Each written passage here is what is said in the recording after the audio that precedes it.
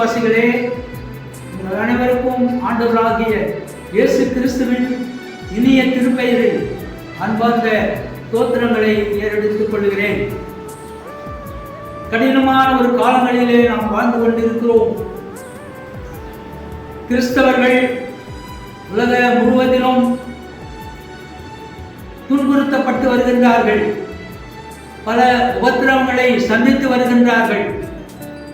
எங்கு பார்த்தாலும் கிறிஸ்துவை ஏற்றுக்கொண்ட மக்கள் அலைகழிக்கப்படுகிறார்கள்.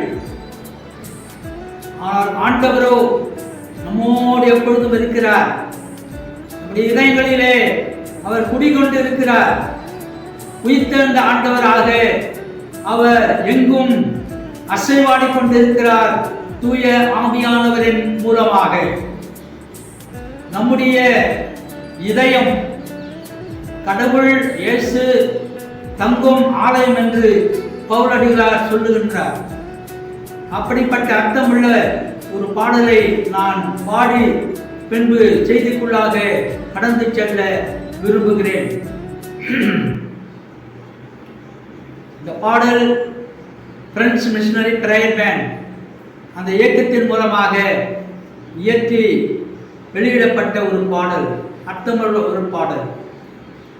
உன் இதயம் எந்தன் வீடென்றார், என்னை படைத்த இறைவனார். இதயம் எந்தன் வீடென்றார், உன்னை படைத்த இறைவனார். அவர் விரும்பும் ஒன்றெல்லாம் மாதூய உள்ளமே. அவர் விரும்பும் ஒன்றெல்லாம் மாதூய உள்ளமே. உன் இதயம் எந்தன் வீடென்றார், என்னை படைத்த இறைவனார். ஆலயமாம் அவர் உடலினிலே அங்கங்களாய் நாம் அனைவருமே. ஆலயமாம் அவர் உடலினிலே அங்கங்களாய் நாம் அனைவருமே. அனைத்தும் ஒன்றியே அவர் பணியை, அனைத்தும் ஒன்றியே அவர் பணியை அனுதினம் செய்ய வாஞ்சிக்கின்றார். இதயம் எந்தன் வீடென்றார், உன்னை படைத்த இறைவனார். அவர் விரும்பும் ஒன்றெல்லாம் மாதூய உள்ளமே. அவர் விரும்பும் ஒன்றெல்லாம் மாதூய உள்ளமே. உலகெங்கும் போய் சர்வ சிருஷ்டிகர்க்கும் உரைத்திடுவீர் அன்பின் சுவிசேஷத்தை. உலகெங்கும் போய் சர்வ சிருஷ்டிகர்க்கும் உரைத்திடுவீர் அன்பின் சுவிசேஷத்தை. ஆத்தும ஆதாயம் செய்திடவே, ஆத்தும ஆதாயம் செய்திடவே அனுதினம் அவர் பணி செய்திடுவோம். இதயம் எந்தன் வீடென்றார், உன்னை படைத்த இறைவனார். அவர் விரும்பும் ஒன்றெல்லாம் மாதூய உள்ளமே. அவர் விரும்பும் ஒன்றெல்லாம் மாதூய உள்ளமே. இதயம் எந்தன் வீடென்றார், உன்னை படைத்த இறைவனார். ஜெபம் செய்வோம். எங்களை அதிகமாக நேசிக்கின்ற அன்பின் ஆண்டவரே, உலகை படைத்த கடவுளே, எங்களையும் படைத்த ஆண்டவரே, பாதுகாக்கின்ற தெய்வமே, பராமரிக்கின்ற கடவுளே, போஷிக்கின்ற ஆண்டவரே, பாதுகாக்கின்ற கடவுளே, உம்மை துதிக்கிறோம், வேண்டுதல் செய்கிறோம், வணங்குகிறோம், மகிமைப்படுத்துகிறோம். ஆண்டவரே, இன்றும் நீர் உலகம் முழுவதிலும் தூய் ஆவியானவர் மூலமாக அசைவாடிக் கொண்டிருக்கிறீர் என்று நம்புகிறோம். உம்மையே நாங்கள் விசுவாசிக்கிறோம். ஆண்டவரே, எங்களுக்கு வருகின்ற துன்பங்கள், போராட்டங்கள், கஷ்டங்கள் இவைகள் மத்தியிலும் ஆவியானவர் எங்களை தேற்றி வருகின்ற கடவுளாய் இருக்கிறார், தேற்றவாளனாக இருக்கிறார். அதை நாங்கள் அனுபவித்து வருகிறோம். ஆண்டவரே, இப்பொழுதும் கர்த்தாவே, தேற்றவாளனாகிய தூய ஆவியானவர் உலக எங்கிலும் அசைவாடிக் கொண்டு இருக்கவும், ஆத்துமாக்களை ஆதாயப்படுத்தவும், ஆண்டவரே, நொந்து போன உள்ளங்களை தேற்றவும் அவர் செய்கிற திருப்பணிகளை நாங்கள் நினைவூறும்படியாக இந்த வேலையை எங்களுக்கு தந்திருக்கிறேன். உடைய வார்த்தைகள் மூலமாக எங்களோடு பேசும். ஆண்டவர் இயேசு கிறிஸ்து மூலம் வேண்டிக் கொள்கிறோம் பிதாவே, ஆமென். கிறிஸ்துவுக்குள் அன்பார்ந்தவர்களே, உங்களோடு கூட பகிர்ந்து கொள்ளும்படியாக நான் எடுத்துக்கொண்டிருக்கிற தலைப்பு தேற்றவாளன், அதாவது நம்மை தேற்றுகின்ற தூய ஆவியானவர். யோவான் எழுதின நற்செய்தி நூல் 14ஆம் அதிகாரம் 16ஆம் வாக்கியத்தை அதனுடைய மைய பொருளாக நான் உங்களோடு பகிர்ந்து கொள்ள விரும்புகிறேன். நான் பிதாவை வேண்டிக் கொள்ளுவேன், அப்பொழுது என்றென்றைக்கும் உங்களுடனே கூட இருக்கும்படிக்கு சத்திய ஆவியாகிய வேறொரு தேற்றவாளனை அவர் உங்களுக்கு தந்தருவார். பிரியமானவர்களே, பிதாவாகிய கடவுள் படைத்து பாதுகாத்து வருகின்ற கடவுளாய் இருக்கிறார். ஆதியாகமம் முதல் மல்கியா வரையிலே பழைய ஏற்பாட்டு பகுதியிலே இஸ்ரேல் மக்களுடைய வாழ்க்கையிலே பிதாவாகிய கடவுள் தம்மை வார்த்தையின் மூலமாக வெளிப்படுத்தி மக்களை வழிநடத்தி வந்தார் என்பதை நாம் தெளிவாக பார்க்கின்றோம். அதே போல ஆண்டவராகிய இயேசு கிறிஸ்து தம்முடைய ஒரே குமாரனாகிய பிதாவானவர் இயேசு கிறிஸ்துவை இந்த உலகத்திற்கு தந்தளி ஈவாக அவர் கொடுத்தார்.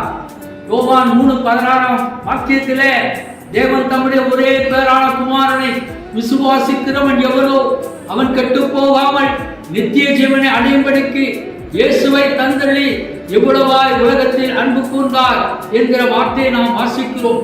அதுதான் திருமறையின் மைய வசனம் என்பதும் நமக்கு நன்றாக தெரியும். இயேசுவானவர் மனித குமாரனாக, தேவகுமாரனாக மனித வடிவிலே இந்த உலகத்திற்கு பிதாவின் அன்பை வெளிப்படுத்த வந்தார்.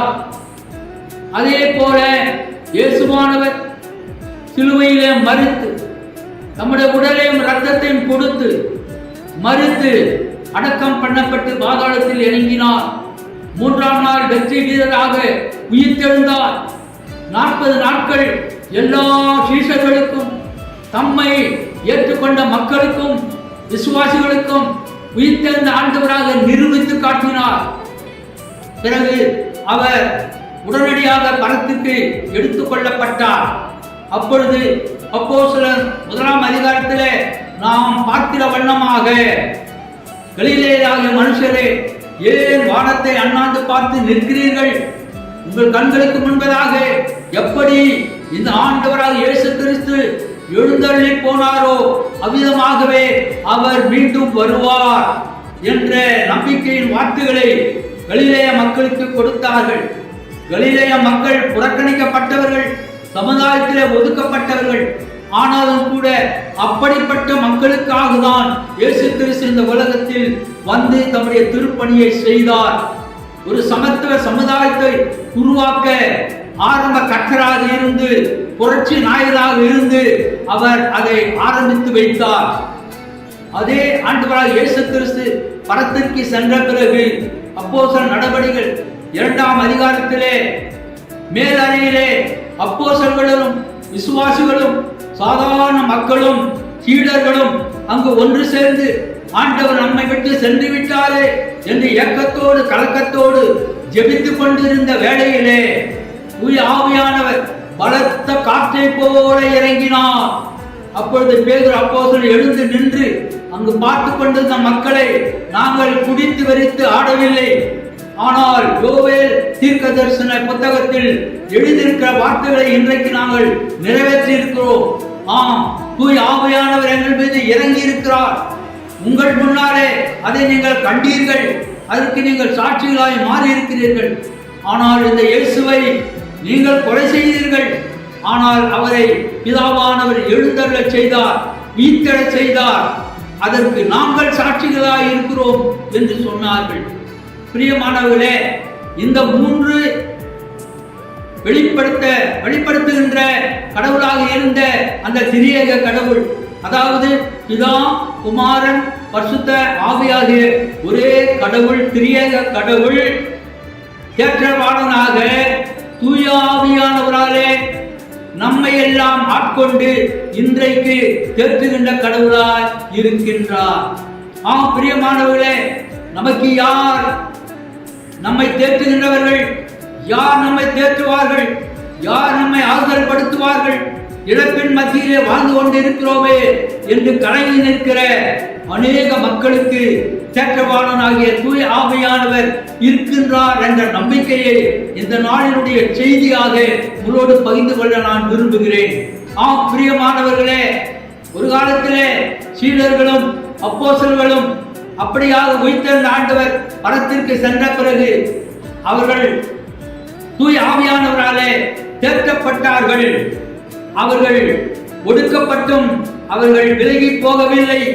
உபத்திரவத்தை சந்தித்தும் அவர்கள் வெளியே ஓடவில்லை, தவிக்கவில்லை. ஆனால் அவர்கள் நேரடியாக இந்த உயிர்த்தெழுந்த ஆண்டவராலே, இயேசு கிறிஸ்துவினாலே, தூய ஆவியானவராலே தேற்றப்படுகின்ற மக்களாக இருந்தார்கள். முதலாம் நூற்றாண்டிலே விசுவாசிகளுக்கு ஏற்பட்ட துன்பங்களுக்கு அளவே இல்லை. நாடு கடத்தப்பட்டார்கள், துரத்தப்பட்டார்கள், உத்தரவுக்குள்ளாக ஆளானார்கள், அடிக்கப்பட்டார்கள், நொறுக்கப்பட்டார்கள், அநேகர் கொலை செய்யப்பட்டார்கள். ஆனாலும் கூட தேற்றவாளனாகிய தூய ஆவியானவர் தம்முடைய பணியை செய்ய ஆரம்பித்தார். முதலாம் நூற்றாண்டு முதல் இன்று வரையிலே உலகமெங்கிலும் உபத்திரப்படுகின்ற மக்களுக்கு, குறிப்பாக இயேசுவை ஏற்றுக்கொண்ட மக்களுக்கு தேற்றவாளனாகிய தூய ஆவியானவர் இன்றைக்கும் அவர்களை தேற்றிக் கொண்டே இருக்கிறார். என்னுடைய தம்பி பிரபு ஐசக்க கூட ஜெட்டா நாட்டிலே அவர் அனைவருமாக இறை வழிபாட்டை நடத்திக் கொண்டிருக்கிற அந்த சூழலை கண்ட அந்த காவல்துறையினர் அவரை கைது செய்து சிறையிலே அடைத்தார்கள். உபத்திரப்பட்டார், ஒடுக்கப்பட்டார். கர்த்தாவே என்னை எடுத்துக்கொள்ளும் என்று கூட அவர் ஜெபித்தார் என்று சொல்ல கேட்டோம். ஆனால் ஆண்டவர் அவரை தேற்றி அவரை விடுதலை செய்து இன்றைக்கு உலகம் முழுவதிலும் அமெரிக்க நாட்டிலே தங்கி ஆண்டவருடைய நற்செய்தி பணியை சாட்சியினுடைய ஊழியமாக அவர் செய்து கொண்டு வருகின்றார். அப்படி ஏராளமான மக்கள் உலகமெங்கிலும் இயேசுவை குறித்து சாட்சி பகரும் பொழுது எல்லா மக்களையும் தூய ஆவியானவராகிய தேற்றவாளனாகிய அந்த தூய ஆவியானவர் தேற்றிக் கொண்டுதான் வருகின்றார். அநேக சமயங்களிலே நாம் உண்மையோடும் நீதியோடும் சமாதானத்தோடும் நாம் ஊழியம் செய்யும் பொழுதும் வாழும் பொழுதும் நமக்கு ஏற்படுகின்ற உபத்திரங்களை தேற்றவாளனாகிய தூய ஆவியானவர் தேற்றிக் கொண்டே இருக்கிறார். அதற்கு நீங்களும் நானும் சாட்சிகளாக இருக்கிறோம் என்பதிலே சற்றும் சந்தேகம் இல்லை. ஆம் பிரியமானவர்களே, கலங்க வேண்டிய அவசியமே இல்லை, திகைக்க வேண்டிய அவசியமே இல்லை. ஏனென்றால் யோவான் 14ஆம் அதிகாரம் 16ஆம் வாக்கியத்திலே சொல்லப்பட்ட அந்த தேற்றவாளன் இன்றைக்கும் நம்மை தேற்றுகின்ற கடவுளாய் இருக்கின்றார். அதை நீங்கள் அனுபவத்திலே உணர வேண்டும். ஒவ்வொரு நாளும் ஜெபிக்கும் பொழுது ஆண்டவரே எங்களை தேற்றுகின்ற கடவுளாய் இருக்கிறீர் என்று நன்றியோடு அவரை சோதரிக்க வேண்டும். அவருக்கு தோத்திரங்களை செலுத்துவதை தவிர வேற எந்த வழிகளையும் அவர் எதிர்பார்ப்பதில்லை. ஆம் பிரியமானவர்களே, நாம் இந்த கடினமான உலகத்திலே சூழ்நிலையிலே வாழ்ந்து கொண்டிருக்கிறோம். உண்மையோடு நீதியோடு வாழும் பொழுது நமக்கு நிச்சயமாக உபத்திரங்கள் உண்டு. அதிகார வர்க்கத்தினர் நம்மை நசுக்க முற்படுவார்கள். இன்னைக்கு அப்படிதான் உலகம் முழுவதிலும் நடைபெற்றுக் கொண்டிருக்கிறது. ஆனாலும் கூட ஆவியானவர் எப்பொழுதும் செயல்படுகின்ற கடவுளாக, ஆற்றல் படுத்துகின்ற கடவுளாக இருந்து கொண்டே இருக்கிறார். அந்த அனுபவத்தை இந்த நாளிலே முதற்கொண்டு நாம் பெற்றுக்கொள்வோம். தொடர்ந்து தேற்றுகின்ற தூய ஆவியானுடைய ஆற்றலை நாம் பெற்றுக்கொள்வோம். எல்லாம் வல்ல ஆண்டவராக இயேசு கிறிஸ்து உங்களை எப்பொழுதும் ஆறுதல்படுத்தி தேற்றி உங்களை வெற்றியின் பாதையிலே நடத்துவாராக. ஆமென். கண்களை மூடி நாம் ஜெபிப்போம். தேற்றுகின்ற தூய ஆவியானவரே, பிதாவினால் இயேசு கிறிஸ்துவினால் அனுப்பப்பட்டவரே, 21ஆம் ஆண்டுக்குள்ளாக நாங்கள் பிரவேசித்து 22ஆம் நூற்றாண்டுக்குள்ளாக நாங்கள் அடியெடுத்து வைத்திருக்கிறோம், நடந்து கொண்டிருக்கிறோம். ஆண்டவரே, அன்று ஏற்பட்ட 1ஆம் நூற்றாண்டில் ஏற்பட்ட உபத்திரங்கள் கிறிஸ்தவர்களுக்கு இன்றைக்கும் உண்டு. ஆம் ஆண்டவரே, ஆனாலும் கூட நாங்கள் சோர்ந்து போகவில்லை, நாங்கள் விலகி ஓட ஆண்டவரே நாங்கள் விரும்பவில்லை.